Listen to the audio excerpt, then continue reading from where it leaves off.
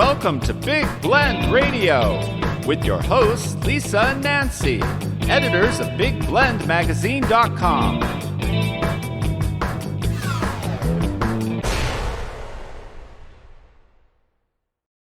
Hey, everybody. Welcome to Big Blend Radio's Military Monday show. We get to chat with Mike Guardia every first Monday. And Mike is an award-winning author. He is a historian. He's a history educator, a military historian, a U.S. Army veteran, and he is the author of over 20 books. And that's what he's joining us today to talk about his upcoming biography called Coyote Recon, The Forgotten Wars of Colonel J.D. Vanderpool. He's talked a little bit about him before on our shows, but we're very excited because this is a book everybody needs to have. It's going to make a great gift for the holidays. I'm just saying it's coming out in time, end of October, early November. We got a sneak peek at the book. So everyone, the best thing is keep up with Mike. Go to MikeGuardia.com. Also follow his Facebook and YouTube pages and watch for this book to come out because J.D. Vanderpool has an incredible story. Really just going from his childhood to, entering in the Army, going to Hawaii, the Philippines, Korea. Can we just call him a badass? Because as Nancy started reading the book before me, every time I'd walk near Nancy, she goes, dude, this guy's a badass. He did it the submarine and he did this. I agree. This. Yeah. So that's a coyote badass. No kidding. He just thinks this is the way to do it, and I'm doing it. Yeah. Without orders or with orders, it doesn't matter. Not only is he going to do it, he's going to do it his way. Mm-hmm. And once he's committed to something, he's going to finish it. You're supposed to shoot out half the people on the island. You guys are dead. Sorry, you're gone, done. Bye-bye. Because he's not going to stop until he's done exactly what he set out to do. Yeah, he is a real go-getter, man of true pioneer stock. Yeah. That's for sure. Well, yeah, talk a little bit about his childhood because I think that propelled him to badassery. This is just going to be, YouTube's going to go beep, beep, beep. You're not allowed to say all this stuff, but yeah, it's true. Right. Yeah. So, wow, here is a guy who had a true pioneer upbringing. I mean, when I look at it, all I can think to myself is that people like Daniel Boone and Jim Bridger, they got nothing on this guy. I mean, nothing, because, here was a boy who grew up pretty much in the throes of the Great Depression, and he spent most of his childhood in the great outdoors, camping, hunting, and fishing. I mean, this guy was an expert mountaineer and an expert outdoorsman by the time he was 12. He was doing things, and he was acquiring all these outdoorsman skills to a level that I don't think most Americans even back then could even imagine. So, being that he was on his own from a very early age, and being that, his parents were pretty much hands-off in their approach, and that he really didn't have the best home life anyway, that is a recipe for making a man who is truly self-reliant and really a modern day mountain man. Because when you think about all the places he lived, Arizona, New Mexico, the Dust Bowl region, Oklahoma, when you think about that terrain, and Nancy and I know it very, very well, and it's like Texas, right? It's you have to handle heat, extreme changes in weather, hot and cold, and all the things that come with those places, snakes, scorpions, insects. We're always going to go there, but it's all true. The wildlife because that you wish you had never seen before. Yeah, like those, which can fuel your nightmares too. Yeah, the 29 palms, those solifuge things, the little vinegaroo things. Yep, camel spiders. Camel spiders, yep. Dude, no way. I got nailed, but when you kill them, they turn into Pepto-Bismol. And they're pink on the inside. I know. It's like something out of a sci-fi movie. I remember the first time I saw a camel spider, I'm like, what the heck is it? What is that? Yeah. I was like, that can't be real, No, and they do go after you. You wake up in the morning and there's one, or in the middle of the night, you turn your nightlight on and there's one sitting there, or a scorpion, and you're like, because that used to happen in Arizona. The scorpions are all like here with their little pinchers. Oh, this is Yeah, nice. they're like, yeah, And they they- raised, I didn't realize that And then they they get into raised the up. air ducts and they get into the showers too. It's just, Dude, oh, because yeah. they want moisture. Uh-uh. I've had big scorpions in my shower. Like you go, Yeah. no, always check your shoes. Always check your shoes. Turn them Well, upside I had one down. in my bed. Yep. That was Oh, pleasant. all I right. Yeah. mean, dude, But this point, let's not keep talking about it. I'm going to have to start looking and seeing that there's nothing around my feet. I know I'm starting to look at my feet now. It is October, Halloween is coming. But when you think about understanding all those things, being outdoors and the weather changes, I think that's something the Army really does. I mean, we're talking about 29 Palms being, this Mhm. military base, Oceanside, all of these bases. I mean, even just like when we were in the Florida Panhandle, realizing all these terrains that the military, regardless of its Navy, Army, the Marines, really does take, the troops and put them through different terrains to prepare them, because I don't think you can really be 100% prepared for a new country until you're there. But I think once you understand the outdoors, you understand the outdoors. You understand observation. How much do you think of him as being a good observationist and watching and being able to make decisions from being outdoors?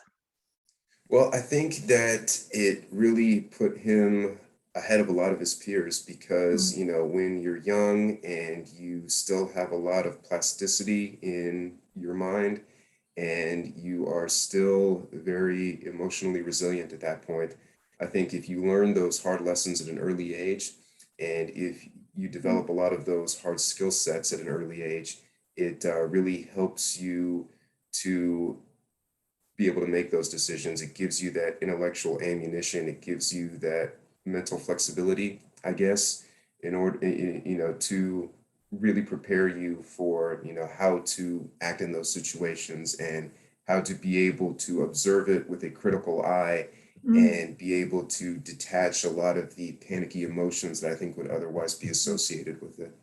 Hmm. Yeah, because there is no, with this fellow, there is no second guessing. Once he makes a decision, which is really fast, he goes like 120%, man. That's it. He doesn't second guess himself. He's whatever he's gonna do, he's gonna go full charge. Hmm. So then he knows And how he to did do not. calculated risk then. Yeah, he Yeah. sure did. Yeah, as a matter of fact, from a pretty early age, I think, he was forced into a situation where he had to make those calculated risks because, he never said it explicitly, but, if you read through his oral history and you just listen to how he describes his upbringing, it's never something that he explicitly stated, but when you read between the lines, you can pretty much surmise that he did not have the most stable home life, and he really did not have what you would call a happy childhood. And I can safely extrapolate that he used his love of the outdoors kind of as a means of escapism. But when he is only a few weeks shy of his 17th birthday, his mother falls ill and she passes away. So here he is, orphaned at the age of 16. He is the eldest of 4 boys.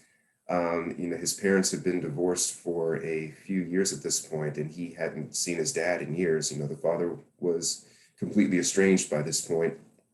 So he is, he is essentially the man of the house, but, he doesn't really have the means to either support any of his brothers, much less himself. So he says, okay, guys, well, at this point, we pretty much have to scatter to the 4 winds. We know where a few of our relatives are located. So let's just make a promise to stay in touch with each other. And, we'll do the best we can on our own terms. So, just being straddled at the age of 16 and having to make that decision, I think is going to mature him light years beyond any other 16-year-old in America at that point. And, to find himself in a situation where he's like, okay, well, I have to drop out of school. I know that I am not going to get my diploma. So what options do I have? Well, we're 1934, we're smack dab in the middle of the Great Depression. The Dust Bowl is making life miserable for everybody here in Oklahoma. maybe I can join the Civilian Conservation Corps. Maybe I can find refuge of sorts in one of these New Deal programs. And like, it was just shortly after his 17th birthday that he walks into a CCC camp and he says, okay, boss, I'm here. Give me a shovel, give me a hammer, and please give me something to do. So, spending a year in the CCC, I think, really added to that mental maturity, because, here were a lot of other teenage boys in a very similar situation to his own. And, they were essentially building the national park system at this point. Yeah. They were building these check dams and all of these irrigation systems. And then after that, he says, okay, well, I've had enough of the CCC. Now I'm just going to become an itinerant worker, working my way from place to place, try to stay with some relatives, and then save up enough money to where I can finally get to California. And by the time he's 18, he's working a day job in construction where he's building the All-American Canal. And then at night, he's a truck driver. And I'm thinking to myself, man, these are two top-notch blue-collar jobs, very hard labor jobs that an 18-year-old kid is doing. And I'm just thinking, man, that mentally is going to make him at least the equivalent of your average 35-year-old. Yeah, for sure. And then to say, well, I think I've had enough of this, but to see the world, maybe get some room and board. You know what, boss? I think I'll join the Army. And to have that experiences lead you to the Army by the age of 19. That right there is going to make one outstanding soldier. It's interesting, going, that double duty work that is hard work physically. Mm-hmm. Yeah. But, when you think about truck driving, we've talked about it with pilots and things where you're behind the wheel and you have to have a focus, you have deadlines, you have to make it work.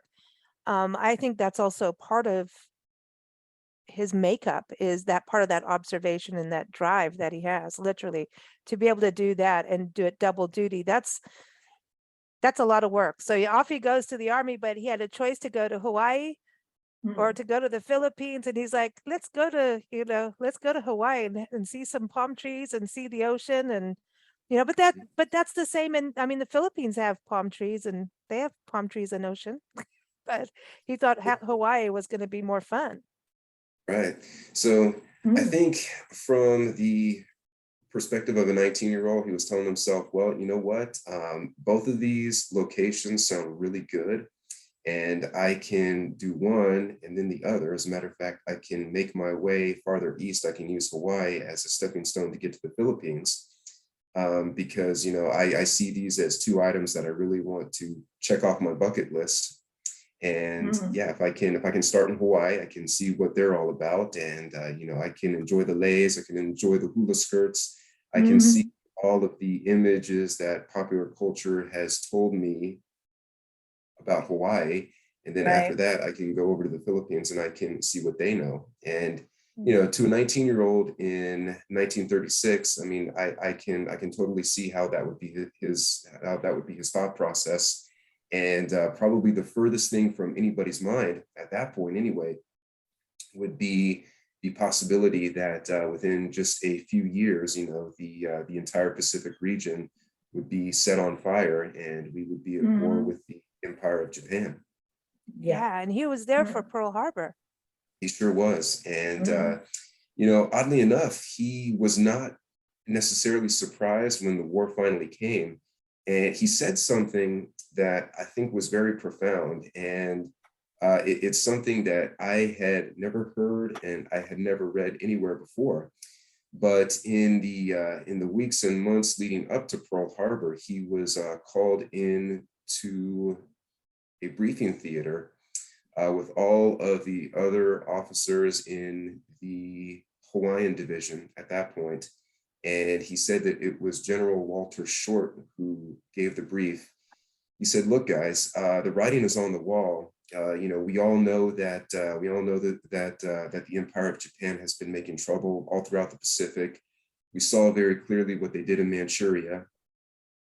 So I'm just going to give it to you guys straight. Look, whether we like it or not, someday soon, we are going to be at war with the empire of Japan. And I just got out of a meeting with the president of these United States, and we have determined that probably on or about January 1st, 1942, we are going to be engaged in active hostilities. So I want you guys to be prepared for this possibility. And what I want you all to do is I want you to make ready. Yes, we know that the War Department has put us on a shoestring budget, but we're going to have to go to war with the army we have and not the army we want. So memorize your battle positions, know your jobs inside and out, because it's not a question of if, it's a question of when. And when the war finally does come, I really want you guys to be ready. Don't say anything about what you have heard in this briefing until long after the war is over. And here's another kicker, guys. We know that if we go to war with Japan, they're not going to last too long, okay? Eventually, we know and they know that they're going to lose. But when we do win this war, all throughout the war, guys, do not, and I can't emphasize this enough, do not criticize the Emperor of Japan. You can criticize the government, you can criticize the Japanese military all you want. Don't say anything bad about the Emperor, because we are going to need the Emperor after the war is done to help, help reestablish control. And, Jay, at this point, he is like a 24-year-old officer, and he's sitting in the briefing and he's like, okay, well, that's interesting. It doesn't really surprise me because I know what the Japanese have been doing, but wow, I wonder how they came up with a January 1st, 1942 ETA of when we would probably be at war. So neither him nor any of his comrades who were sitting in the briefing, at least based on what he said, none of them were surprised to hear this. They said, okay, well, we know that war's coming, but wow, January 1st, that's only like a few months away. Okay, so essentially, General, what you're telling us is that, we see the freight train coming down the tracks. We see the glow of the headlamp. We know that the train is going to plow us over. Just you're telling us essentially to either, try and cut the track or try and build a barrier to try to lessen the impact of the train when it hits us. So that's with that in mind, they said, okay, well, if we know it's coming, let's just try to do the best we can. But no one really anticipated it happening on the 7th of December. And, now we get into, the realm of what the government knew, when they knew it, and if they could have done anything to try to prevent that attack. Well, there are as many conspiracy theories and as many pieces of evidence out there Surprise. as the day is long. But, Jay just said, okay, well, this is the information that I've received. So what I'm going to do when when I am going to do when the attack actually happens is I'm just going to do the best I can. And then on the morning of December 7th, he awakens to the sights and sounds of Pearl Harbor, and it's like, okay, this is it. This is what we prepared for. And, he tries to do the best he can. But, the part of the military complex that he is on at the time is Schofield Barracks, and they are getting strafed by Japanese planes left and right. And anytime anyone tries to assemble a convoy or tries to commandeer a vehicle, I mean, they are cut down in a hail of Japanese gunfire. And, so he and his unit don't have much else to do except, stay there helplessly, pinned down and, catch these glimpses of Battleship Row going up in flames right in front of him. wow. And, so while he's seeing all this death and destruction all around him, he says to himself, okay, well, let's at least try to make our way down to the beach so we can set up all of our defensive positions. And by that evening, he is among a handful of survivors who are digging trenches along the beaches of Oahu. And they are setting up all of these artillery pieces on the beaches because they are dead certain at this point that Pearl Harbor was just the first wave of an invasion, and that there's a Japanese task force that is going to be on its way to the Hawaiian Islands. Wow. That, when you think about all of this, when you don't talk about it, don't tell anybody even after the war. and then now you're able to get this. When were they allowed to speak? I mean, because reading the book, and I'm partway through it, again, you always bring this human story, so we understand what people were thinking, feeling, going through in the dialogue in there. It does feel like you're sitting and having a conversation with him. So it's very, like Nancy says, this should be a movie because it's very personable and Yeah. very easy to read. And Nancy and I haven't served in the military, but we're learning a ton. Yeah. And it's easy for us to read as someone who, to grasp that history, grasp that story these people have that, that you've been covering for years. But like, for you to get that information, I mean, when did they say, okay, you can talk about it, to get Well, that see, kind of info? yeah, so according to Jay, he said that you're not allowed to talk about anything we say in this briefing until after the war is over. So, it is, I think, of the tightest operational security that, you not let any of this out. And, that if you do say anything, just wait until after the war is over, because we don't want any of this information out and probably disrupting the course of the war effort. Because if the wrong set of ears hear it, it could probably create a lot of backlash on the home front. And Sure. Yeah, there was a lot of fear, for good reason. Yeah. With the Japanese. I mean, we've talked about this on shows before, but here he is in the heart of this. It's a little bit different than driving the truck and hunting in the desert, right? So now it's like, okay, game on kind of thing. That feeling of seeing something like that for the first time has to move you in different ways emotionally, and also fuel, like, I'm going to get you, Right. it fuels badassery. Let's put it that way. I'm just It going to really put back to does. that. It really does. Yeah. You talk about him being a founding father of airmobile or air assault warfare. So was this, Right. does this tie into when he was in Pearl Harbor, or is that later? Yeah, that actually comes, let's see, that's going to be about 14 years later at that point. Oh, okay. So at this point, there were like Nancy, you were talking about depth charges and all kinds of things. Oh, yeah. Oh, goodness. Nancy's like, depth charge. Like, I know that's a good Yeah. cup of coffee, but this is like the real deal that he was going through. Yeah. Oh, my goodness. Yeah. I mean, I was really surprised to see that story. And I mean, it was, I think the best way I can describe it is that it was equal parts shocking and then equal parts hell yeah, because based on my own experiences in the military, I can say that if we tried that today, we'd probably all be tried as war criminals. Yeah. But here was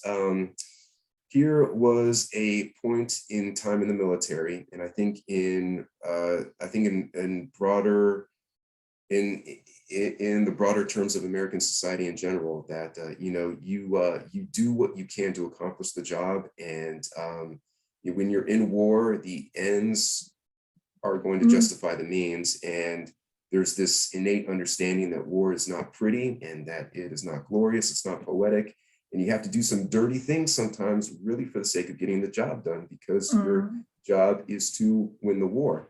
So the setup for this particular story is that here they were towards the end of the campaign on Guadalcanal, and the Japanese had occupied this canyon that was on the far side of the island. So it was one of those circular canyons that's, I guess the best way I can describe it is that it's kind of like a cereal bowl almost. Okay. And they were in this canyon, and they said, okay, well, if we send any number of battalions or regiments down there, because they are already defending in a low ground area, a lot of our guys are going to get chewed up, and we can't send any naval gunfire there into the battery, because all of the offshore batteries can't see it, and all of the trajectories, for that naval gunfire, they tend to be pretty low and shallow, so we can't get a high enough arc of fire to go into the canyon. So we don't really want to risk losing any more lives at this point because we've already taken a tremendous beating, just trying to get the high ground here on Guadalcanal. So what's an expeditious way to eliminate as many Japanese soldiers as we can down in this canyon as possible? And that's when one of the naval liaison officers pipes up and says, hey guys, I got a lot of depth charges on the ships out there in the sea that we're not using. What if we just drop a few depth charges down into this canyon here? And I'm thinking to myself, okay, a depth charge is a weapon that you use to kill enemy submarines. And all a depth charge is it's this big canister, right? And you throw it off the edge of a ship, it sinks underwater, and it sets off this huge sets off this huge concussion wave. It's a shock wave that the blast sends off. And this huge concussion wave is designed to, send off such a huge shock, through all the density of the water to kill and destroy enemy subs.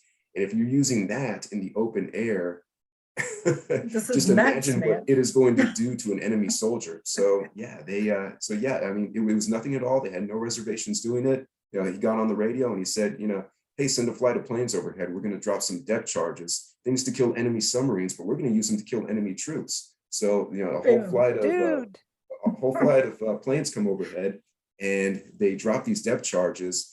And, it sounds loud enough if the explosion happens underwater, but when it happens in midair, oh my God, it is like a deafening roar. So, they drop these charges and they explode, just a few feet off the ground in the canyon. And the shock wave was so intense that it was like literally snapping the Japanese soldiers in half. I mean, it was like snapping their necks in half. They were having teeth rattled out of their skulls. Oh Eyes my were God. pumping out of their sockets. No. You had brain matter coming out of the ears.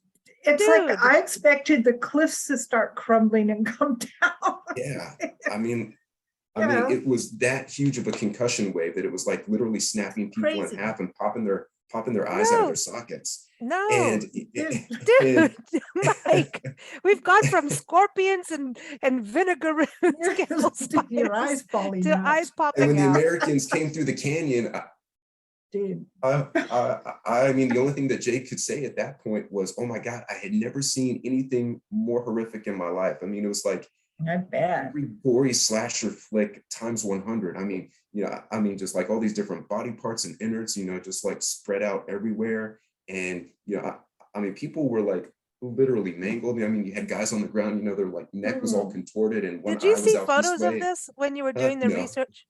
No, I mean, I don't want to. I was like, I'm like, don't put that in the book.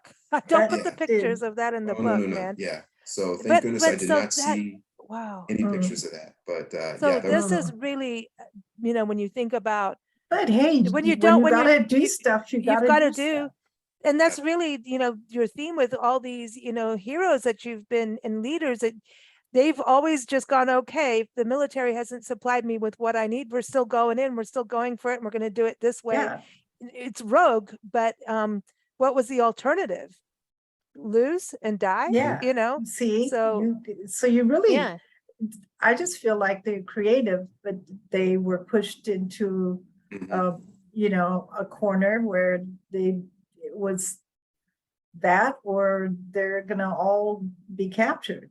There's no such thing as friendly warfare. No. So, I mean, and that's what it is. It's all about kill the other side. I mean, if you can take them enemies or whatever. But when you've seen the battleship Rogue with that explosion going through, and you see that, how does it not fuel you to do something like that? To take them out and say, okay, well, you're going to do that. Well, I'm going to up you 1 or 2 or 3, and we're going to we're going to blow you up, like literally blow you up. So you're moved. Really, we're going to move you in a whole different way. Going from that, then ending in the Philippines, what got him to the Philippines? Because he really went up in rank as he progressed in his career of badassery. He sure did. So this was the dawn of 1944, And yet at this point, he was serving on the intelligence staff of the 25th Infantry Division, and he had been selected for that role, oddly enough, because there had been a patrolling course that they had done in between the campaigns on Guadalcanal.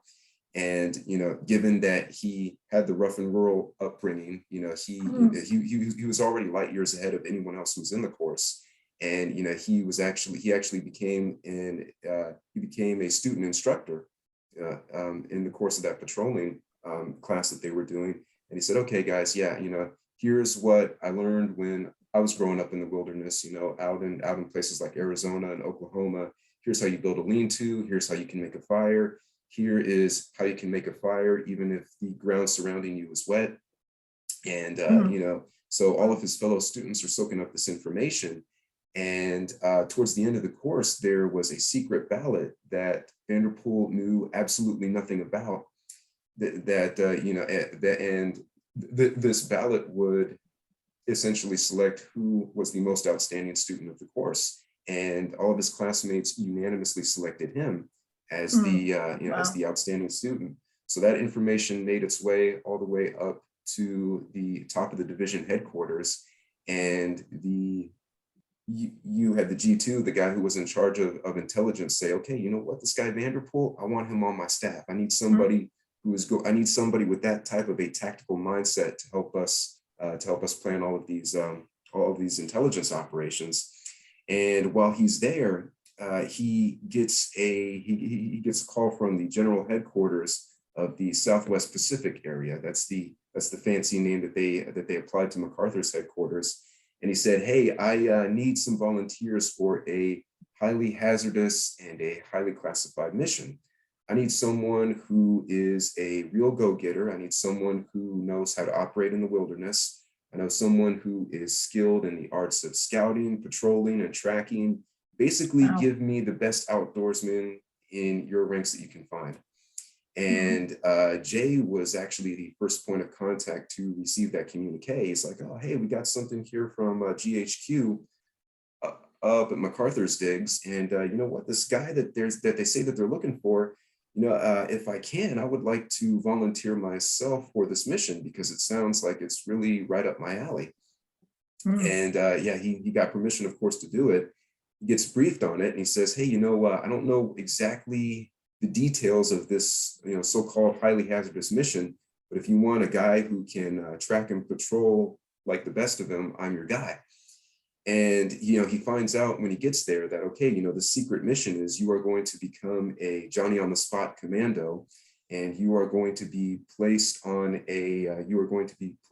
a team of specialists. You're going to infiltrate the Philippine Islands by submarine, and you are going to sneak behind enemy lines. You're going to make contact with all of the allied guerrilla movements that have popped up in the Philippine Islands. You're going to find a point of contact, and you are going to facilitate communications. You're going to be an advisor, and you're going to be a liaison. You're going to facilitate communications between these guerrillas over here and the follow-on conventional forces. And that point of contact, you will be the critical juncture of how these two forces link up to retake the Philippine Islands.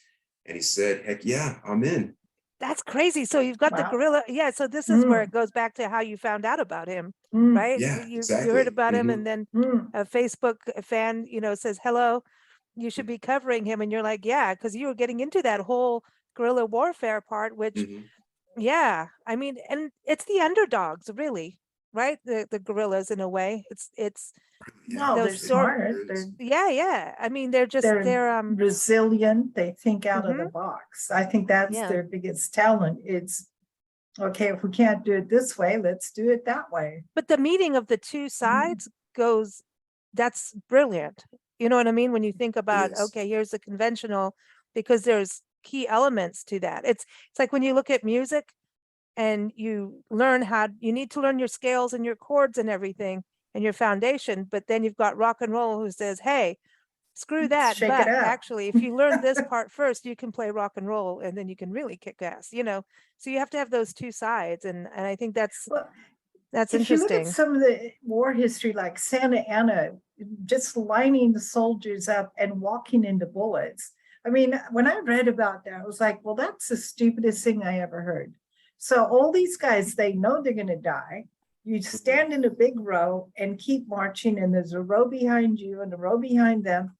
And so you just get shot down.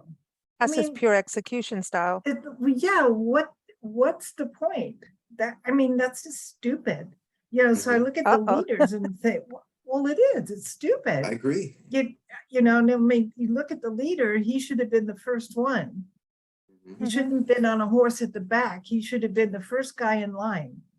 Yeah. Because, maybe he would have learned Didn't we do that a something. little bit in the Revolutionary War too? That walk, or is it more the Civil That War just where we walk were into the bullets? Like, come on. Yeah, walk well, in- it was it really was a product of its time, and these really were the days of the linear battlefields where it was expected that these professional armies would stand in these rows and columns, and they would march across the plains of Europe, and then they would stand a few yards apart, and they would take turns with these volleys of fire. And then of course you had the artillery that was trying to disrupt the lines, and it was considered at the time. And again, this really was a product of its time, but it was considered at the time that if you tried to duck to avoid a volley of fire, that it was considered dishonorable to do so. But I think at some point, cowardice? But I think at some point the Americans finally figured out, well, you know what? Hey, if I duck, or if I hide behind a tree, or if I climb a tree and then I become a sniper to try to pick off different British troops, that doesn't make me dishonorable. It makes me smart, because exactly, they're dead and I'm living to fight another day. See, but look at the Boston Tea Party, then, right? I thought that win. was one of the coolest stories. The know? Boston Tea Party Right. was like total, like out, trickery. And that goes to Coyote Exactly. Recon too. Now that Coyote Recon, the title is perfect because it's the trickster, in the Southwestern trickster. lore, it's a Well, to your trickster, but brain. and then that's, his roots kind of come from there. I mean, he's going to know about coyotes. We need him on the farm where we are now. Yeah. And in the modern Coyotes. vernacular, when we talk about coyotes, in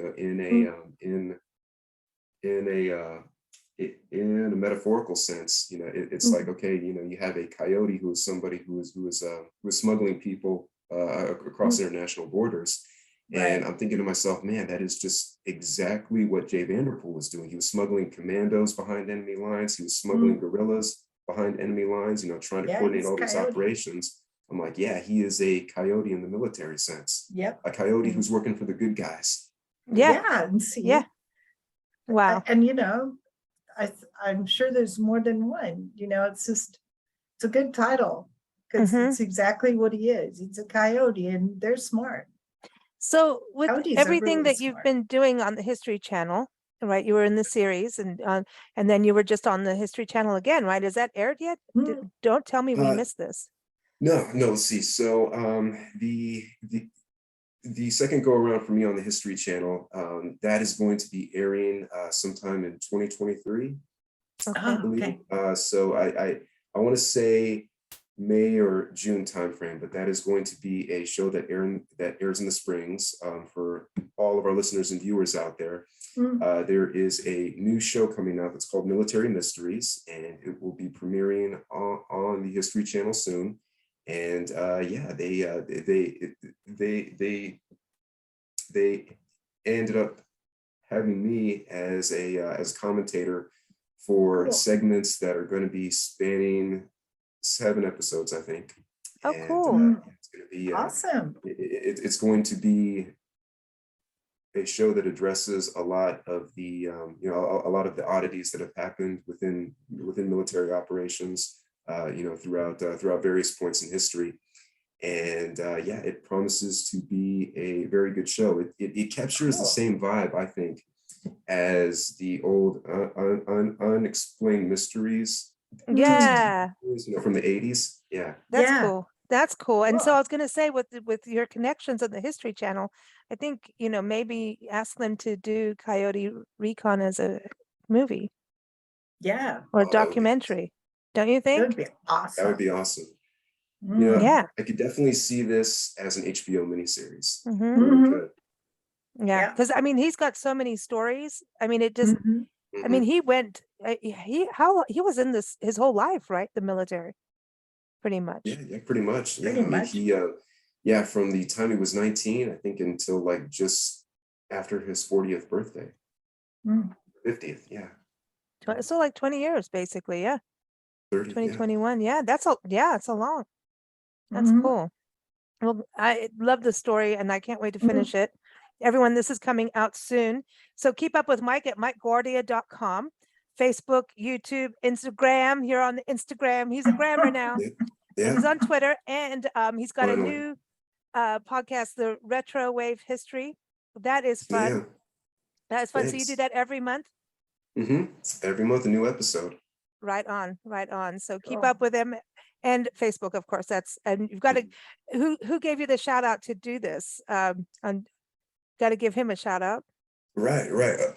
Okay. So that is a gentleman, and his name is Paul Bless, and yeah, has been a top fan of mine on Facebook for a long time, and yeah, it was. I want to say it was about 2 years ago now. I think I was making a post that had to deal with Danger Forward, and he wrote down in the comments section, hey Mike, you should really think about doing a biography on Jay Vanderpool. And as soon as he said that, I was like, Jay Vanderpool, I know that name, because I had first come across the name in 2008 when I was doing research for American Guerrilla. And then I came across the name again when I was compiling when I was compiling data for the Hal Moore book. So I knew him in those two separate settings, or I knew of him, but it never really occurred to me to try to dive deeper and to see if I could connect those two, if I could connect those two separate entities into a full-on biography. But when Paul had mentioned that, I was like, you know what? I actually think I want to dig into that. If he's suggesting a biography, there's probably a good base of knowledge out there that would be enough to build an entire story off of.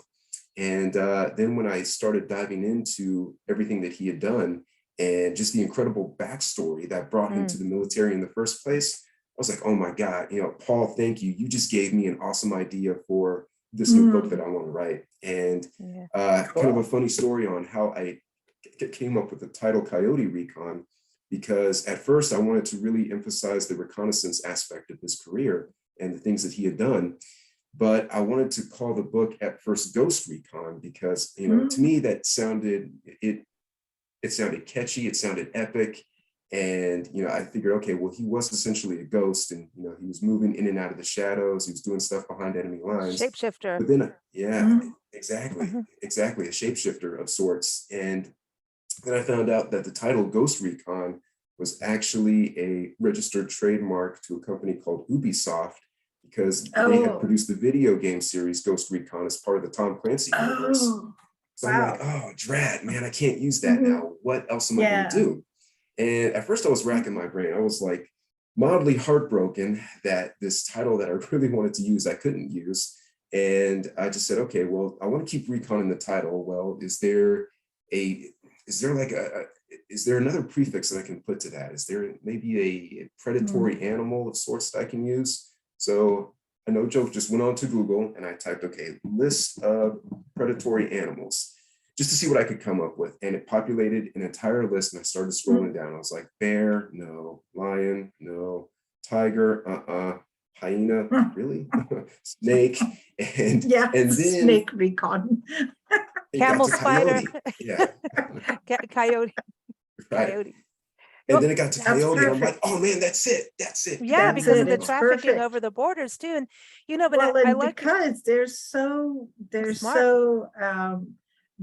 they can change your mind and do something within they're split solitary, seconds. but with their pack as well. So they do that solo run off and hunt, and then when they with their pack, oh my God, that is one eerie sound when the pack that gets is together and starts doing that yip, yip, yip, They're jackals, and jackals in Africa are very similar in the way they hunt and they are like shapeshifters, and Native Mm. American lore, and coyotes, that's where the trickster comes in, because you'll see them Mm. here, but then they'll disappear and they're there. So it really does go with the ghost Mhm. part of it.